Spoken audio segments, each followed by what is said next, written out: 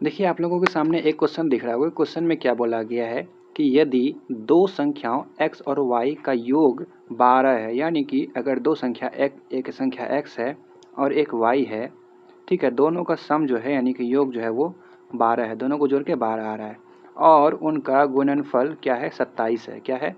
यानी कि x को y से गुना करेंगे यानी कि x इंटू वाई जो है वो 27 है।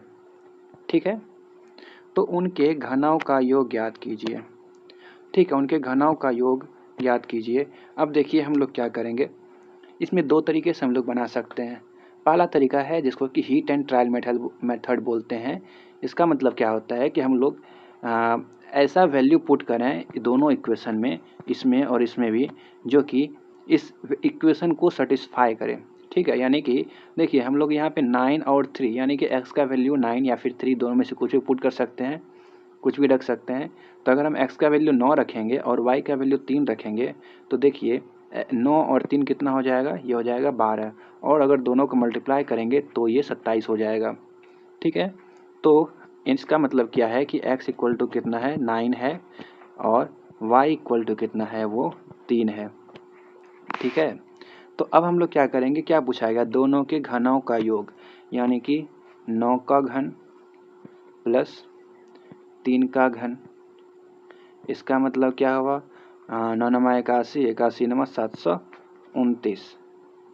ठीक, 9 का स्क्वायर, 9 का क्यूब कितना होगा, 9 का क्यूब 29 हो गया, 729। ठीक, और ये 3 का क्यूब कितना हो जाएगा, वो हो जाएगा 27। दोनों को जोड़ेंगे तो कितना हो जाएगा, 29 27 56, 756 कितना हो जाएगा, ये हो जाएगा 756, जो कि हमारा ऑप्शन नंबर 1 में दिया हुआ है। ठीक है, एक तो ये प्रोसेस होता है कि हम लोग इसका वैल्यू पुट करके हम लोग बना सकें। तो हो सकता है किसी किसी क्वेश्चन में क्या होता है कि हम लोग इसका वैल्यू पुट करने के बाद भी हम लोग को ये पता नहीं चल पाता है कि क्या क्या वैल्यू होगा। ठीक है, उस तरह के क्वेश्चन के लिए हम लोग क्या करते हैं, ज़रा देखिए।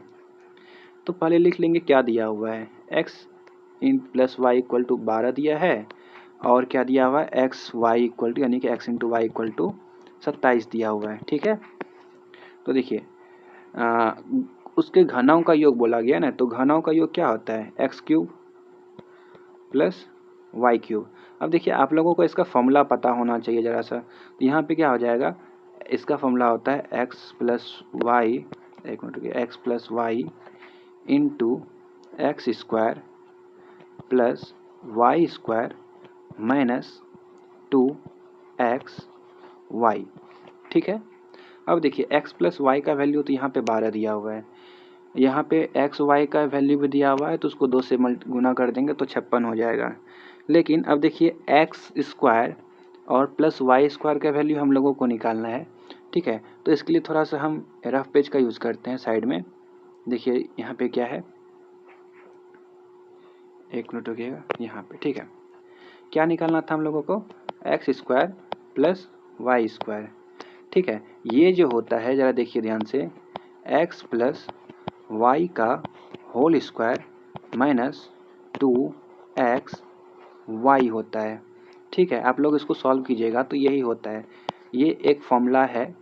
ठीक है, तो देखिए हम लोग क्या करेंगे, यही चीज़ यहाँ पे हम लोग पुट कर देंगे। वहाँ पे देखिए इसके साथ एक माइनस एक्स वाई और था, तो वो क्या हो जाएगा, यहाँ पे एक्स प्लस वाई का होल स्क्वायर माइनस 3xy हो जाएगा। ठीक है, क्योंकि यहाँ पे वहाँ देखिए एक माइनस एक्स वाई, ठीक है, यहाँ देखिए एक minus x y, sorry minus 2xy है, सॉरी एक मिनट यहाँ पे रुकिएगा, ये जो फॉर्मूला होता है ये इसमें -2 नहीं होता है। ठीक है, सिर्फ एक्स वाई होता है। ठीक है, तो यहाँ पे माइनस एक्स वाई है। ठीक, और अभी इसका वैल्यू क्या था, एक्स प्लस वाई का होल स्क्वायर माइनस 2xy, तो वो इसको भी अगर हम सब्ट्रैक्ट करेंगे तो क्या हो जाएगा, -3xy। तो देखिए इसका वैल्यू कितना हो जाएगा, इसका वैल्यू हम रख देंगे 12 और x square plus y square, यानी कि क्या हो जाएगा, यहाँ देखिए ज़रा सा, एक्स प्लस वाई का होल स्क्वायर कितना हो जाएगा, 144, यानी कि एक्स प्लस वाई क्या है, 12 है ना, तो 12 का स्क्वायर 44 और माइनस देखिए एक्स इंटू वाई कितना है 27, तो 27 दिया 81। ठीक है, तो इसमें कितना हो जाएगा, 4 माइनस 1 3 और 14 माइनस 8 6। तो ये हमारा 63 हो जाएगा। इसका वैल्यू, इस टोटल का वैल्यू कितना हो गया 63, यानी कि 12 गुना 63 यानी कि 12 इंटू 63 तो कितना हो जाएगा 12 या 36 के 6 बाकी 3 बचा के 72 3 75 यानी कि 756। देखिए इस तरह से भी आ रहा है। तो इतना टाइम नहीं लगता है बनाने में, थोड़ा सा कैलकुलेशन और प्रैक्टिस कीजिएगा तो थोड़ा कम टाइम में ही बन जाएगा। आप लोगों को समझाना था इसलिए मुझे थोड़ा ज़्यादा टाइम लगा। तो प्रैक्टिस कीजिएगा तो थोड़ा वो टाइम आप मैनेज कर सकते हैं, ठीक है। तो ये देखिए, अगर पहले कोशिश कीजिएगा कि हीट एंड ट्रायल मेथड से ही बनाने का, हो सकता है कि हीट एंड ट्रायल मेथड में कोई वैल्यू पुट ना हो, कोई वैल्यू ऐसा ना हो जिससे कि डायरेक्ट उसका आंसर आ जाए, जिसमें कि जैसे कि इसमें आ गया है और इसमें आ गया है। तब इस प्रोसेस का तब उसके बाद हमको यूज़ करना है, ठीक है। पहले हीट एंड ट्रायल मेथड का ही यूज़ करने का कोशिश करना है, ठीक है। तो हो सकता है कि